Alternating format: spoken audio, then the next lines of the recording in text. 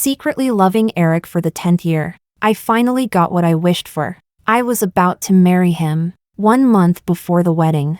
He said he needed to go overseas for work. I gladly agreed and prepared all the wedding details by myself. 7 days before the wedding, I came across a video online. A blogger and her boyfriend were holding a wedding ceremony under the snowy mountains. Her boyfriend was Erick. Chapter 1. While scrolling on Xiaomushu, a lifestyle video platform, I saw a viral post. Breakup countdown day 7, welcome to the wedding that belongs to me and him. The blogger uploaded a video. Endless snowy mountains, a pathway filled with flowers, cheers, and blessings. The bride in a fluffy, dreamlike gown, whiter and purer than new snow. And behind her, a tall man who didn't show his face, standing like a silent knight guarding his princess. Together with sacred yet slightly melancholic background music, it was nothing short of a perfect wedding. The comments sighed. So tragic. If he can't be with you,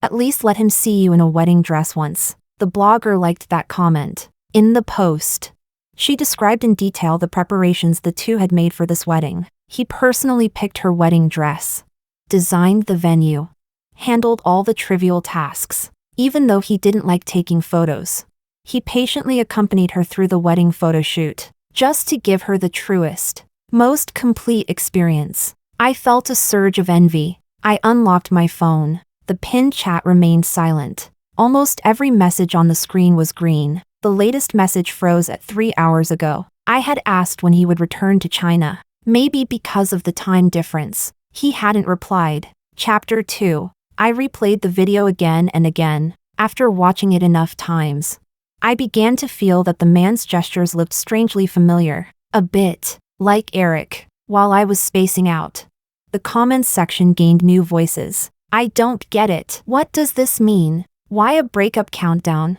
Some helpful netizens explained. They were childhood sweethearts, but separated for some reason. They finally met again. But the boyfriend is getting married. Since neither of them can let go, they agreed to date for 30 days, to leave each other one last beautiful memory. I assent that just being a homewrecker? Why sugarcoat it? If you don't understand, don't talk nonsense. Check the blogger's past posts. The boyfriend isn't doing this willingly. His family is forcing him into a political marriage. Exactly. They're both pitiful. Even if they love each other, they can't be together. A string in my mind hummed sharply. My palms broke out in a layer of cold, greasy sweat. My fingers moved before my brain did. Opening the blogger's page, I started reading from the very first post. Over the past month, they had gone camping, snorkeling, skydiving, chasing waves along the beach, picking gifts for each other at outdoor markets, watching midnight movies, taking photos of themselves leaning close, under moonlit, empty alleys. The blogger was careful about protecting her boyfriend's privacy. She almost never showed his face, but happiness always leaks through the cracks. In the latest behind-the-scenes clip of the wedding preparations, there appeared, for just a fleeting moment, a man's hand, wearing an enamel Patek Philippe, with defined knuckles, and a faint scar across the back of the hand. With just one glance, I knew that was Erick. Chapter 3. In the behind-the-scenes clip, the blogger's boyfriend. No, he was Erick. Erick's hand hovered among a variety of floral materials, picking and choosing, until he finally selected a bouquet of pure white lilies of the valley. He drew out one stem, carefully trimmed it, and gently tucked it into the blogger's hair. His little finger hooked a strand of her loose hair, brushing tenderly across her cheek. The watch dial on his wrist caught the light, cold, sharp, like an arrow of light. It shot straight into my eyes, piercing me all over. That Patek Philippe enamel watch was the engagement gift I had given Erick. When he clasped the watch onto his wrist, he had solemnly promised he would cherish it, wear it often. I slowed my breathing and let out a self-mocking laugh. Erick truly hadn't lied. Even while planning a wedding with his so-called childhood sweetheart, he didn't take off the watch. A storm of emotions surged in my chest. I closed my eyes. The closer the wedding day approached, the busier Erick became with work, frequent business trips. He would disappear for 3 to 5 days at a time. In the last few weeks,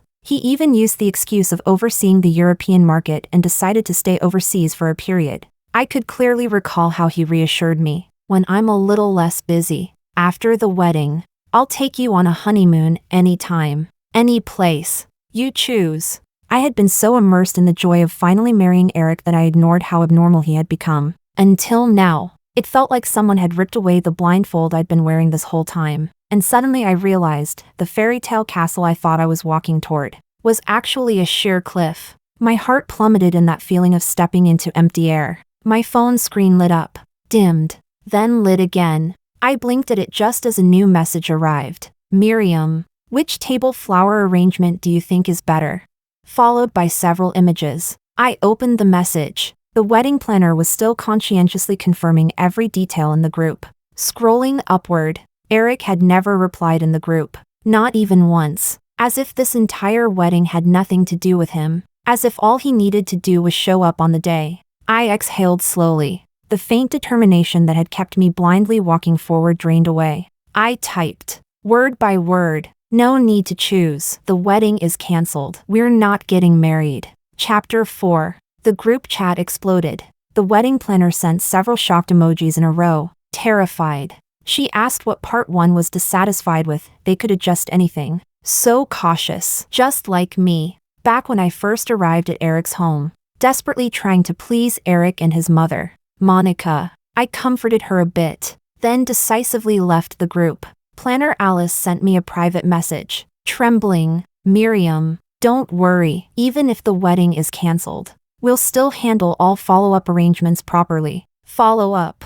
I transferred her a 6-figure payment and asked her to take care of everything. As I confirmed the transfer, my phone slipped and jumped back to the earlier page. The post could no longer be viewed. Relying on memory. I typed in the blogger's ID. Still blank. The account had been deleted. For a moment, I almost wondered if everything that happened was just a hallucination. Almost simultaneously, Erick called. I stared at the bouncing avatar for a long time. Then the call ended. His messages came rapidly. "Miriam, what the hell are you doing?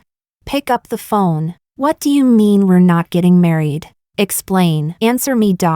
So it wasn't a time zone problem. He simply didn't want to reply to me. Realizing this, I shut off my phone. On my desk sat a framed photo of me and Erick. In it, I was wearing my graduation gown, half my face hidden behind a bouquet of sunflowers, eyes full of affection as I looked at him. Erick, back then much less adept at hiding his emotions, wore a stiff, reluctant expression, but his hand rested lightly on my shoulder. I lowered my gaze, picked up the picture frame, and threw it into the trash. Chapter 5. When I returned to the villa, I thought I would toss and turn all night, but perhaps it was because I'd already made up my mind. With all the burdens finally lifted, I unexpectedly slept well for the first time in ages. That clear-headed, refreshed mood lasted only until I went downstairs the next morning. Beside the living room sofa, a silent figure stood quietly. Hearing movement, Erick turned around, perhaps due to long-haul flights. He looked exhausted, his eyes bloodshot. Yet the moment he saw me, he still couldn't help curling his lips into a mocking grin. "You sure have the mood to sleep." After stirring up such chaos outside, I reined in my temper. "Get some rest first. Whatever you want to say. Wait until you've slept." Erick let out a cold, dismissive laugh. Then he slowly stood up and walked toward me. His shoulders were broad, his legs long. 2 steps and he had already cornered me between his chest and the wall. His tall frame, along with his breath and presence, completely enclosed me. I held my breath, uncomfortable. I pressed a hand against his chest, trying to put distance between us. Erick didn't care in the slightest. His gaze wandered across my face, scrutinizing. After a long moment, he said, amused, "So, what is it this time that you're not satisfied with?" I turned my head away, forcing myself to stay calm. Then I said, "Erick, let's call off the engagement. You can bear to?" Erick looked as if he had heard a joke, his expression flippant. "And besides, my mother won't agree." After all, he dragged out his tone, voice dripping with sarcasm. "You're her ideal daughter-in-law. We only got engaged because you agreed." I reminded him, From dating, to engagement, to choosing the wedding date. Throughout the entire process, Erick had been lukewarm, but he had never resisted, so I naively believed that maybe he liked me, even if just a little. I never said I didn't want the wedding. Erick sneered. You're the one saying you want to cancel it now. Miriam, what exactly are you trying to pull? He stared at me, as if trying to read something from my expression. Wedding? I almost laughed. Didn't you already have one? Erick froze for a moment, then suddenly understood. So this is why you're mad. No guilt, no shock, not even the instinct to deny it. He looked at me as if discovering something mildly interesting. It was just a little ceremony, nothing meaningful. Celine said she wanted a set of wedding photos and asked me to cooperate. You're jealous over that? That was his explanation. I didn't even know what emotions were left inside me. I paused, then spoke gently. Our wedding is also just a ceremony, meaningless to you. If you're not sincere about marrying me, then it's better to stop it in time. As for your mother, you don't need to worry. I'll handle it. Erick interpreted it entirely differently. He stared at me for several seconds, and slowly, his gaze turned cold, with a hint of malice. He lifted his hand and brushed my earlobe. So that's your plan, huh? My mistake. We'll go register at the Civil Affairs Bureau today. We'll get the marriage certificate. That should satisfy you, Mrs. Erick, right? Where he touched burned like fire. The heat spread down my neck, crawling over my skin. Every hair on my arms stood on end. Maybe the disgust on my face was too obvious. Erick's expression abruptly hardened. You're disgusted by me touching you? Miriam? What you wanted, haven't I given you all of it? Money, status, you have everything. What else are you dissatisfied with? Then he suddenly let out a short laugh, as if he had realized something ridiculous. Don't tell me, you were expecting me to love you? I slapped Erick across the face. The crisp sound exploded in the silent room. Erick hissed in pain, staggering backward as he released me. I stood numbly in place. My forearm and fingertips tingled. Numb. The burning pain spread up my cheek. Oddly enough, he was the one slapped. But the humiliation belonged entirely to me. I felt ashamed on behalf of the Miriam who loved him for 10 years. Chapter 6. When I was 16, my mother, who had been my entire world, passed away overnight, while I was still drowning in the grief of losing my only family. Erick's mother, Monica, came to me. She said she had been my mother's closest friend since childhood, that she could sponsor me until I graduated from university, and invited me to stay temporarily at her home. Erick was lukewarm about my arrival. For a long time, I thought he didn't like me, so I tried even harder to please him in every way, until one day, rumors about me began to circulate at school, saying I was using Erick's family as a stepping stone to sell myself, saying that I wasn't just temporarily staying there, but was actually a child bride. When the gossip reached Erick, he beat up several boys who had made the crude remarks. After that, the relationship between us grew much closer. We went to and from school together, attended various tutoring classes together. Erick's father had passed away early. His mother bore the full weight of running the enormous family corporation. Though she was busy, she spared no effort in cultivating Erick's abilities in every aspect. Through his connections, I also began to encounter fields I had never touched before. Unlike my frantic clumsiness, Erick handled everything with ease. When he taught me to ski for the first time, no matter how he guided me, I remained stiff and unable to move my legs. Frustrated and helpless, he scolded. How is it that everyone else learns after hearing it once, and you're still this slow?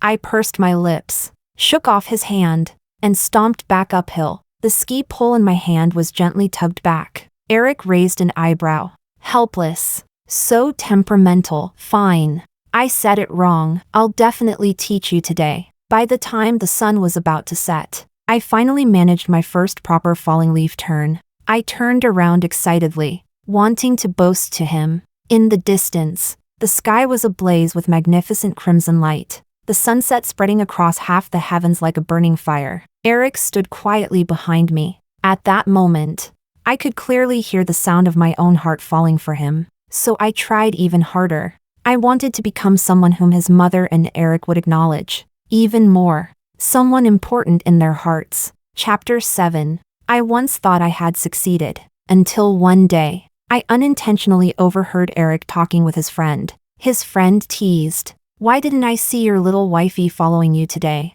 Erick's voice didn't sound as calm as usual. If you listened carefully, there was even a trace of disgust. "Don't call her that." He paused, then added, "She's not worthy." Rationally, I knew he wasn't wrong. While I struggled to correct my English pronunciation and forced myself through introductory finance books, Erick was already holding a wine glass with ease, following behind his mother, chatting confidently with the guests who came and went. Swimming, diving, skiing, rock climbing, racing, horseback riding. He was dabbling in everything. Between Erick and me, there was a gulf of identity, of class, of experience. But emotionally, hearing the person I secretly loved state so firmly that I was not worthy still made me feel humiliated, furious, and deeply ashamed. So when Monica asked whether I preferred to stay in the country with her, or go abroad with Erick for his studies, I chose to stay. When Erick found out,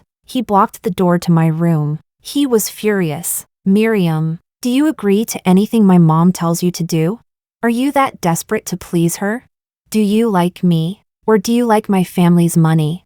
After saying that, he casually flung something to the ground and crushed it mercilessly under his shoe. "Take it back. Your affection is too cheap. I don't want it." The door slammed shut. It was only after a long time that I slowly walked over. In the empty hallway, lying on the floor, was a poorly made stuffed doll, the kind most commonly found in claw machines. When Erick had snatched it from my hands, he awkwardly said that seeing the doll from then on would feel like seeing me. Now, the doll lay there in a dusty heap. Its little face still wore a flattering, ingratiating smile. Under those few shoe prints, it looked even more pathetic. Chapter 8. When I arrived at the company, I felt a bit exhausted. The assistant brought me coffee. "Erick actually came to the company today, but he looks terrible. Did something happen?" The black coffee tasted bitter in my mouth. I glanced at her. "Is your workload too light?" She immediately straightened up. "The representative from Qingyao Technology will arrive in 30 minutes. I didn't expect the person to be a familiar face. When she saw me, the woman, who had already been sitting, stood up again, extended her hand, and introduced herself. "Hello, I'm Celine." As we shook hands, I could feel my fingertips cold and trembling slightly. Celine blinked at me playfully. "So you're Erick's fiancé? Erick mentioned you before." Actually, Erick and I grew up together. If I hadn't followed my dad abroad at 15, we would have met much earlier. Who knows? Maybe we could have become good friends. No wonder she said in her post that she and Erick were childhood sweethearts. Turns out my appearance merely filled the vacancy she left behind. A flood of absurd thoughts flashed through my mind. I withdrew my hand. "Time is tight. Let's get straight to business." Celine looked displeased and said toward my back, "Erick, your fiancé is so serious." Erick walked past me, intentionally or unintentionally glancing my way. The general direction and framework of cooperation had long been settled. This meeting was just to review the terms again. Near the end, Celine suddenly asked, "Is there still room to negotiate the profit margin?" I was slightly surprised. "Miss Celine, do you have objections?" Celine rested her chin on her hand. "You know, my dad used to manage Qingyao. I only recently took over, so I'm not very familiar with its internal operations. But Qingyao's current scale is different from a few years ago. If we continue using the previous model, it might not be appropriate." "Erick, don't you think so?" She tilted her head, looking at Erick. "But our cooperation with Qingyao has always. Times have changed." Celine interrupted me. "Now that Erick is the one running the company, things will certainly be different from when Aunt Monica was in charge." Something in her words clearly struck a nerve with Erick. He hesitated, then actually nodded. "I'll consider it." I was about to speak when Erick sent me a warning glance. Celine closed her laptop. "You two can discuss the details privately and get back to me soon." After business was done, she curved her lips into a smile. "Erick, let's have lunch together." She then turned to me, her expression openly triumphant. "Would you like to join us? You know, She looked me over carefully. I feel like you, and I clicked right away. Her assistant chimed in. Miss Miriam, you do look a bit like Miss Celine in the eyes and brows. Don't talk nonsense. Celine pretended to scold. I kept my face expressionless. I have other work to handle, so I won't join. Chapter 9. Erick followed me into the office. When I reached the desk, he frowned. Where's our photo? Don't agree to Celine. We spoke at the same time. Erick raised an eyebrow. Miriam, it's outside of work hours. He lowered his head and tapped on his phone. My phone buzzed twice. I glanced down. It was Erick, pulling me back into the wedding planning group chat. Alice sent a confused question mark. Erick, the wedding continues. No need to cancel. He produced a velvet ring box from somewhere. When he opened it, inside sat a perfectly cut, clear, dazzling diamond. Erick pushed it toward me. You said you wanted to visit Antwerp. I happened to pass by a few days ago. I think you'll like this one. How coincidental, because I had seen this very ring in Celine's post. She wrote how she and her boyfriend went sightseeing in Antwerp and found their dream accessory. He asked her what she thought of the ring, and she said only a tasteless nouveau riche would like such an exaggerated style, which made him laugh. Strange. I had only read it once, yet I could recite every word. Celine chose it for you? Erick looked surprised but admitted it. Yes, you know I'm not good at picking these things. His explanation was cut off by the sound of the ring dropping into the trash. His expression darkened. Miriam, what tantrum are you throwing now? I thought I explained clearly this morning. Looking straight at him, I repeated. I'm breaking off the engagement. You can marry whoever you want. It has nothing to do with me. What exactly are you upset about? Erick was baffled. You wanted to get married. My mother chose you. I agreed. What more do you want? I regret it. I said tiredly. Is that enough? Regret it? The wedding is in a few days. The guests are already flying in, and now you regret it? His voice turned icy. I laughed softly. You can go ahead with the wedding. Just swap out the bride. I meant it sincerely. A strange look flickered across Erick's face. What do you mean? I was glad I'd saved Celine's posts. I handed him my phone. Erick read silently. A moment later, his tense posture loosened. Even his voice lightened. I didn't know Celine posted all this. No need to explain. I interrupted him. It has nothing to do with me. I met his eyes. Erick, for your mother's sake, let's not make this ugly. Whether it's Celine or anyone else, if you like her, feel free to pursue her. I believe your mother won't object. You're very generous. Erick did not sound pleased. He paced the room like an agitated beast. Eventually, he stopped in front of me, pretending to be considerate. If you don't marry me, who else will you marry? Leave here. Leave me. What better option do you think you can find?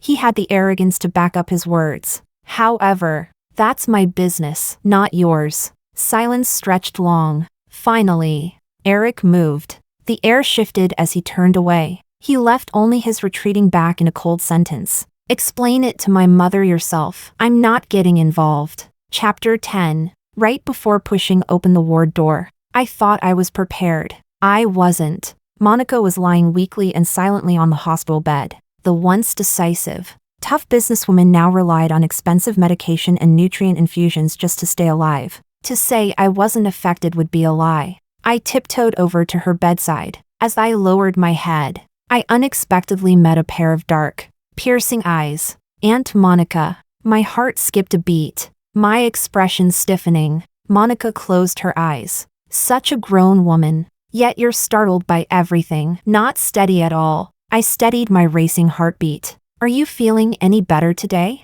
Monica struggled to sit up. She wouldn't let me help, not even with such a simple movement, yet she was already panting heavily. You should be preparing for the wedding. Why are you running here instead? I hesitated, unable to say the words. Monica waited a few minutes. I heard you're planning to call off the engagement with Erick. The room was silent. So silent that each word she spoke crashed into my ears, crushing me until I couldn't straighten my back. Miriam, you are the daughter-in-law I personally chose. You came to our house when you were 16. I can say with a clear conscience, I've never treated you badly. Besides you, I wouldn't trust anyone else to take care of Erick. Think of this as me asking you for something in return. Just a few sentences. Yet she said them with great difficulty. After you marry, live well, then I can leave this world peacefully. The air filled with suffocating silence. It felt like someone was pressing my head underwater. Oxygen thinning out. My lungs aching with every breath. I drew in a shaky breath. I'm sorry, Aunt Monica. I can't marry him. Why? Monica's voice was faint. Erick has feelings for you, I can see that. And you've always liked him too. If you marry, both of you will be happy. What's wrong with that? That was in the past. Aunt Monica. Now, the ward door suddenly burst open. Erick stood at the entrance, face dark with fury. Monica was startled, clutching her chest. Her gaze drifted between the two of us a few times before she weakly waved her hand. Forget it. You two have grown wings. My words don't matter anymore. I won't interfere in your mess. Whether you marry or not, decide for yourselves. Chapter 11. Erick dragged me out of the ward. Standing in the corridor, he lowered his voice and shouted angrily, Miriam, there must be a limit to your nonsense. How dare you come to my mom with this? I smoothed the wrinkles he had made on my clothes. Erick, when will you finally understand what I'm saying? I've said it 10,000 times, I want to call off the engagement. Did you think I was joking? Or, I glanced at him sideways, deliberately provoking him. Or is it that you can't bear to leave me? It was as if I had stepped on his tail. His voice shot up an octave. Can't bear to leave you? Miriam, you really know how to flatter yourself. Who do you think you are? Without my family, you are nothing. A nurse hurried over and sternly told him to keep his voice down. Erick pressed his lips tightly together. His dark eyes locked onto me. I smiled. In that case, I guess we have a mutual understanding. Let's cancel the wedding. Miriam, don't regret this. Before I turned to leave, I heard Erick grit the words through his teeth. Regret? As I walked out of the hospital, I looked up at the vast blue sky. So wide, so boundless. I only regret ever being soft-hearted enough to agree to marry Erick in the first place. Chapter 12. Erick disabled all my permissions in the company system. When I stood in the company lobby and couldn't even scan my access card, I felt a bit stunned. Miss Miriam, why are you standing here instead of going in? A familiar figure walked toward me gracefully. Celine carried her handbag, her gaze sliding past my shoulder toward the access panel. She glanced and smiled knowingly. Is there some misunderstanding? I happen to need to see Erick about something. Come with me. She took out a long-term visitor pass from her bag and scanned it with a beep. Seeing my eyes fixed on the card, she smiled and explained. Erick said we'd have frequent dealings from now on, so this makes things easier for me. In the elevator, Celine complained in a half-true, half-false tone. Miss Miriam, you look quite radiant today. Erick was in a strange mood last night. He dragged me out drinking until the middle of the night. I still haven't recovered. I glanced at her and nodded in agreement. Indeed, your face is puffy. Your skin looks dull. Your pores are enlarged. And your dark circles are obvious. You really should rest well. Celine's fake smile stiffened. I withdrew my gaze. Miss Miriam seems to be in a bad mood. But within seconds, Celine recovered, lowering her voice again to brag. Is it because Erick wants to break off the engagement with you? Or because he halted your work?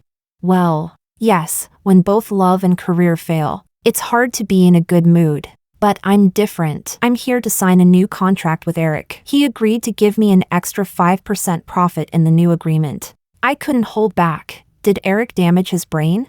Celine looked at me innocently. The numbers on the elevator display blinked slowly upward. I gradually calmed down. I've seen your posts, Miss Celine. I don't know what your goal is, but if I were you, I wouldn't try to provoke me at this moment. After all, I step aside so you two lovesick fools can be together. And one more thing. Starting a company is easy. Keeping it alive is hard. With you and Erick being so impulsive, selfish, and childish, I seriously doubt how long Qingyao and his family's company can survive in your hands. At that exact moment, the elevator doors opened. Outside stood Erick, expression unreadable. Celine ran to him with a pitiful look. Just as she was about to speak, Erick said coldly, "Where are the security guards?" Since when can just anyone walk in?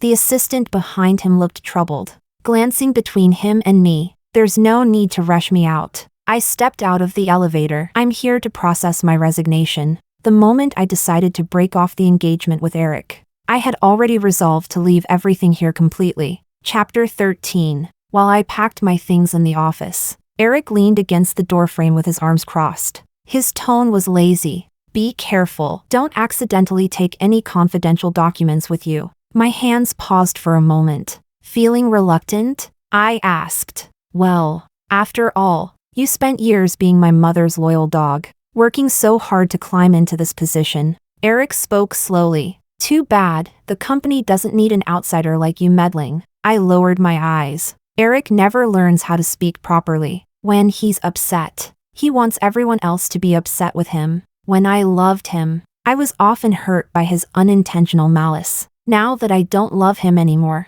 hearing him talk like this just makes him seem annoying. I earned this position with my own abilities, better than you, who only knows how to use the company to curry favor with others. You should worry more about not destroying your mother's hard work. I dropped what was in my hands. There's nothing worth packing. No need to watch me. Since sophomore year, I had followed Monica and learned everything from her. I rotated through every department, from the lowest position to having my own office. About the company, about Monica, I can say I have a clear conscience. The only thing I'm grateful for is that Monica offered me a generous salary and dividends, enough to ensure I won't worry about money in the future. You know what, Miriam? Erick's face darkened. What I hate most is how you act just like my mother, so high and mighty. And so what?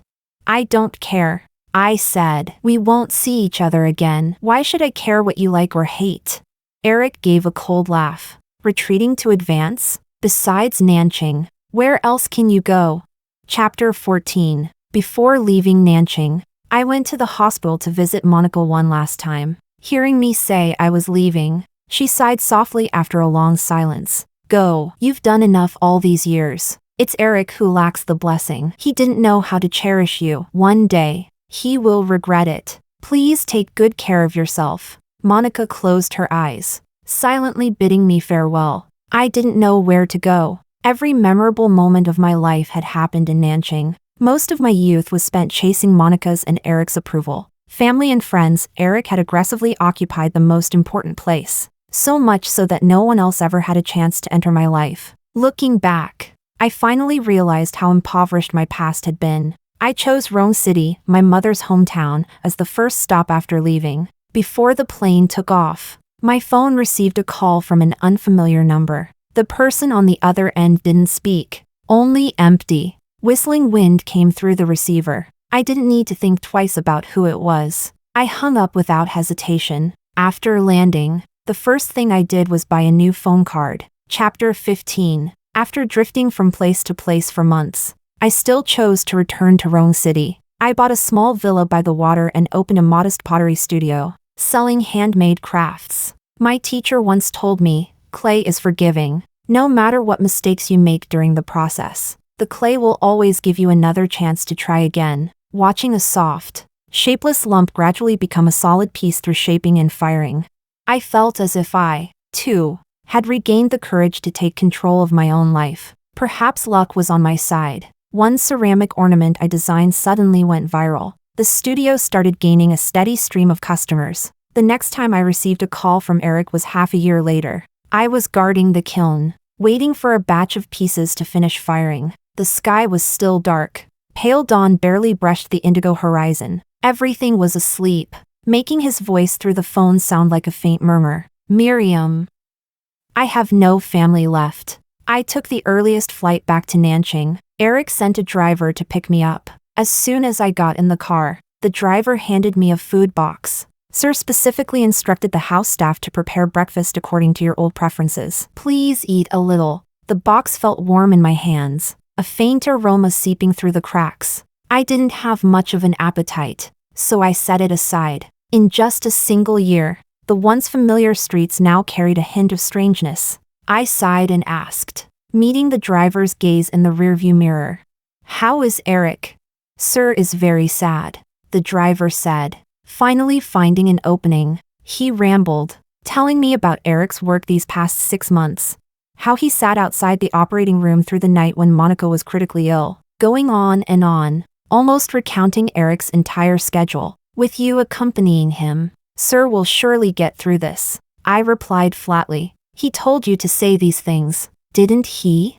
He froze mid-sentence, embarrassment flashing across his face. Driving past an intersection, he finally sighed and murmured, actually, the day you left Nanching, Sir went to the airport to see you off. He pushed away all his work and sat there the entire day. Every time someone walked out of the terminal, he thought it was you coming back. He even asked me if you had really left. I've driven Sir for so many years. Miss Miriam, I've never seen him like that. He really cares about you. I didn't respond. The driver was Erick's employee. Of course he would speak in Erick's favor. But even so, his words didn't stir even the slightest ripple in my heart. Does Erick care about me? Perhaps. But his concern felt more like the discomfort of losing a familiar habit, like someone who misplaces a useful tool. Whenever they happen to need it again, they'll subconsciously think, if only that tool were still here. But life doesn't stop simply because a tool is gone. Chapter 16. The car slowly stopped by the curb outside the funeral hall. I turned my head and instantly saw Erick standing not far away. His head drooped, his unkempt bangs falling over his eyes. The crisp lines of his tailored suit were ruined after a long night. The once sharp fabric now hung wrinkled and limp on his body. He looked like a heavy black cloud, wrapped in darkness from head to toe. Hearing the sound of the car, he lifted his head, then he jogged a few steps toward my direction. I pushed open the car door. The moment he saw me, Erick paused. After a moment of adjustment, he finally walked toward me step by step. You came. He lowered his eyes, his tight voice revealing a faint tremor.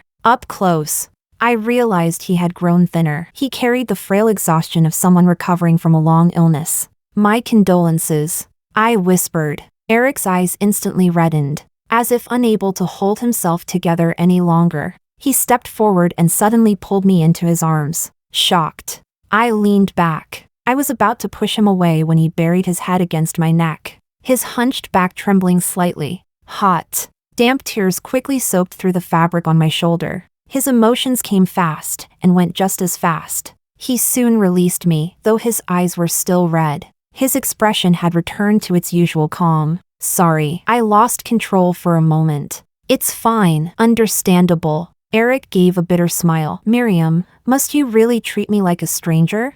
Let's go, I said, avoiding his gaze. Everyone is waiting for you. Behind me, I could faintly hear Erick sigh. Chapter 17. After years bedridden, Monica's funeral arrangements had long been prepared. The portrait had been chosen in advance, a photo from her youth. Even in black and white, her spirited gaze shone through, carrying the heroic confidence I remembered from the woman she used to be. Erick forced himself to stay composed as he greeted waves of relatives and acquaintances who came to pay their respects. By evening, he finally had a moment to breathe. Let's go, I'll take you back to the old house to rest. Before I could refuse, he added, you've been away for so long. No one's been living there. Don't you want to see it? Mom revised her will before she passed. Some parts concern you. Even if you want to cut ties with me, you should at least wait until everything is handled. I hesitated for a few seconds and agreed. Erick visibly relaxed. He dismissed the driver and drove himself. The car was no longer the one from the morning but his usual Cullinan. When he opened the door for me, I paused. A familiar doll sat on the center console, its childish design completely mismatched with the car's polished wood interior. Following my gaze, Erick picked up the doll, while cleaning the old house a while back. My aunt found this in the corner of your bookshelf. His tone carried quiet nostalgia. Miriam, I didn't expect you to still keep it. I'd been on my feet all day, exhausted. My head throbbed faintly. It's just some cheap junk, I said flatly. Takes up space. You should throw it away. The moment the words fell, silence swallowed the car. Erick's lips pressed together tightly. His hands clenched the steering wheel. The knuckles turned pale. Under the flickering streetlights, his hidden pain flashed clearly for an instant. I pretended not to notice. The seat was soft as I drifted in and out of drowsiness. Something occurred to me. Oh right. I said softly. Tell your assistant to stop placing anonymous orders at my studio. Erick's eyes flicked toward me. Flustered. You knew? I suspected. I replied. My studio had only been open for a short while when it suddenly received an order from the South District. After that, regardless of new releases, the same address placed regular orders like clockwork. I turned slightly toward him. Erick, were you trying to pity me? No. Erick hurried to deny it. How could you think that? I never meant to pity you. I just wanted to give you whatever help I could. No need. I smiled faintly. The greatest help you can give me is to stop interfering in my life. This time, it was Erick who pretended not to hear. Chapter 18. The old mansion had hardly changed from when I left. One glance was enough to tell that someone had been maintaining it with great care. Standing under the porch, I felt a wave of emotion. You once did badly on an exam. I said. You dawdled and didn't dare go home. So you hid here. A warm body approached from behind. I quietly took a step aside. Later, you came out to find me. Erick tilted his head slightly. I watched you from the balcony for a long time. You were holding your report card, almost crying. He seemed immersed in some beautiful memory worth savoring. Then you glanced at my score. I continued, and mocked me, said that with the effort I put in, even a pig couldn't get such a bad grade. The stunned look on Erick's face told me he didn't remember. I know you said it without thinking. After that day, his mother hired several additional tutors for me. The new teachers specialized in my weaker subjects and adjusted their teaching based on my feedback. Privately, one of them told me it was Erick who had reminded her. How should I put it?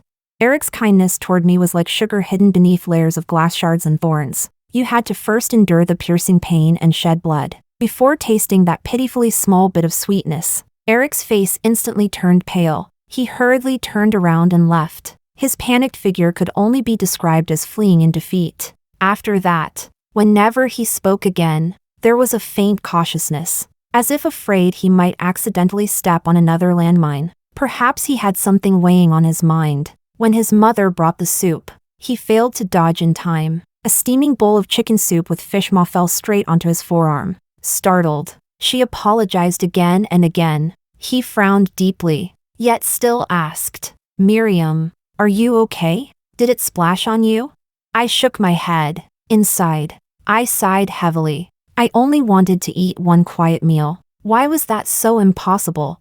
So annoying. The thought appeared, and I froze. From the kitchen came the sound of running water, yet I sat in my seat, without the slightest urge to check on him. When Erick returned after applying the burn ointment, his eyes were slightly red. He sat beside me cautiously. On his glistening hand, a scar about the length of a pinky finger looked even more glaring. It was the scar he got while saving me. Chapter 19. Perhaps life abroad had been too exciting. For several consecutive years, Erick did not return home. In my senior year, hinted by Monica, I went to seek reconciliation with him. We hadn't seen each other for years, and Erick had changed a lot. The reckless arrogance he once had gradually been polished by time, revealing a restrained and noble air. He said nothing about our past conflicts and received us with impeccable courtesy. On the last night of the trip, an accident happened. Suddenly, riots broke out in the neighborhood we were in.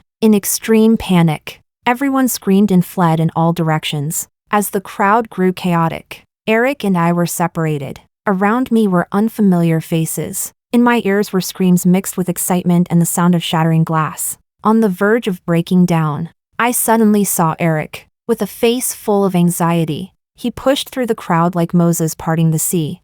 Moving step by step toward me against the flow of people, he grabbed my hand tightly. Don't be afraid. Come with me. His hand was trembling, just slightly, but I calmed down and gripped him back even tighter. It was a cold and chaotic night. Hand in hand, we ran through the panicked crowd, fleeing again and again. Just a second before we escaped the riot zone, a group of opportunistic looters blocked our way. One of them held a knife. When the blade flashed toward me, Erick reacted instantly, raising his arm to shield me. Just then, police sirens sounded nearby. The men exchanged glances and left reluctantly. The next day, the news reported on the riot. Monica, extremely worried, called from overseas to check on us. I softened my voice and reassured her. Then I quietly looked around Erick's small apartment. It wasn't large, but it was exceptionally tidy, which was why the squared aluminum foil packets scattered near the table leg were so conspicuous.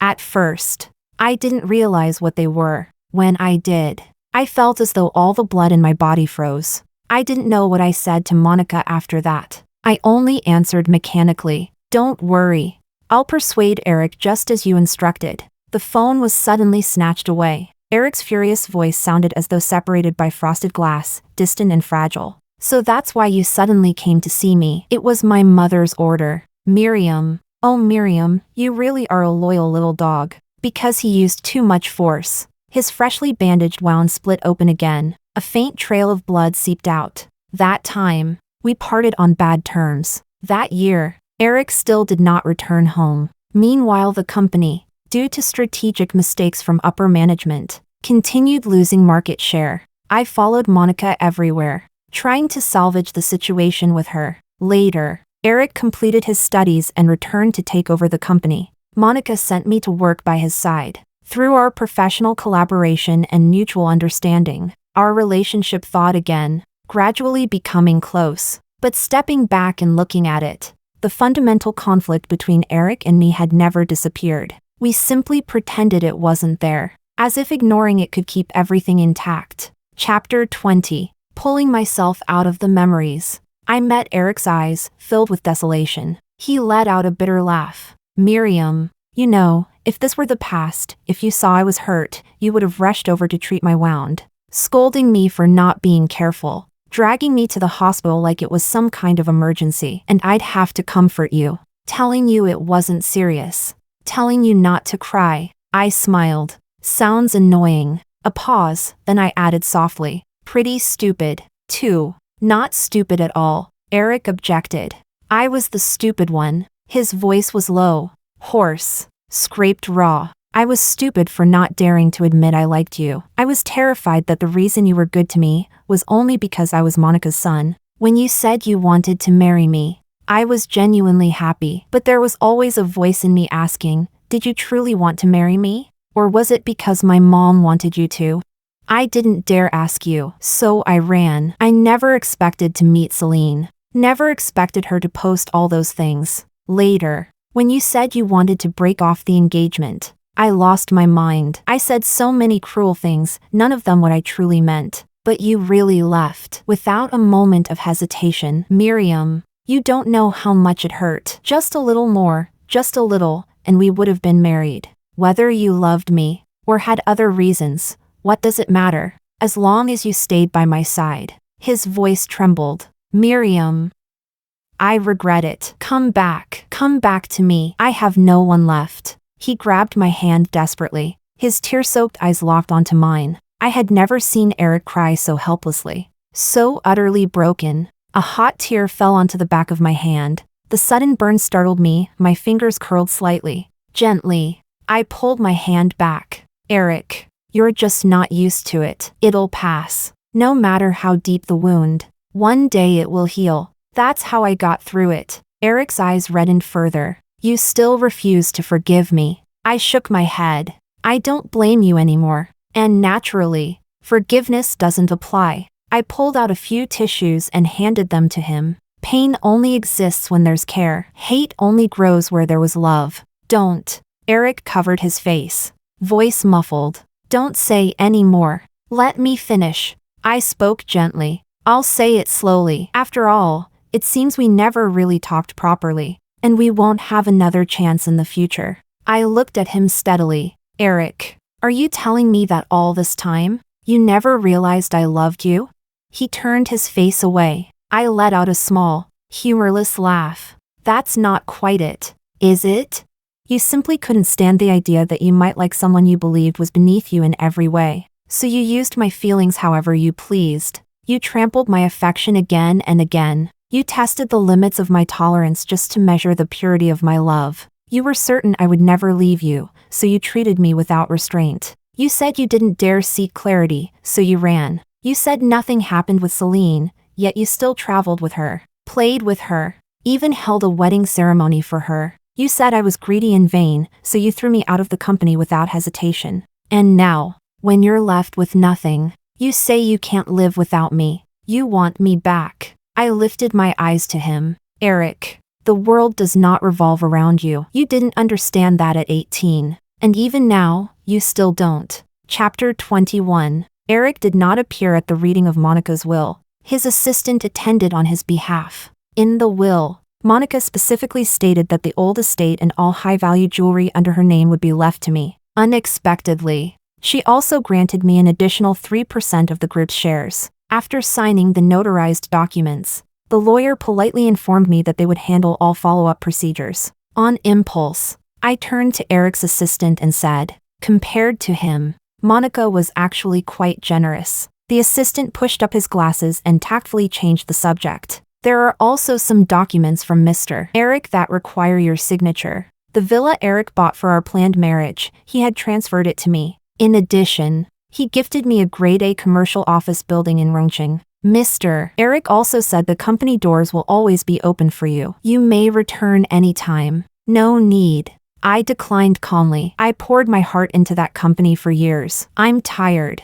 The assistant nodded in understanding. Then please keep these properties. Mr. Erick said, consider them compensation for your years of work. I thought for a moment and did not refuse. Walking out of the notary office, I saw a black car parked in the shade by the roadside. The driver stepped out and opened the door for me. The assistant spoke at the right moment. Mr. Erick heard your flight is this afternoon. He upgraded your ticket. The driver will take you to the airport. No. I refused without hesitation. Tell Erick to stop making pointless attempts. The best relationship between us is no relationship at all. If he has this much energy, he should think about the company's next steps and make sure my shares don't evaporate too much. The assistant paused for 2 seconds, then gave a barely noticeable nod. The rideshare I called arrived just in time. Before I got in, the assistant called out, Miss Miriam, the landscape-themed dinnerware set you made is stunning. May I still place orders at your shop in the future? I chuckled. You can. Erick cannot. The car slowly started moving. In the rearview mirror, the assistant still stood there. A figure stepped out from the shadows and stood beside him, both looking in my direction from afar. I withdrew my gaze. Their silhouettes grew smaller and smaller, until they disappeared entirely from my world. Outside the window, white clouds drifted lazily. The vehicle turned a corner, carrying me toward a brand new journey.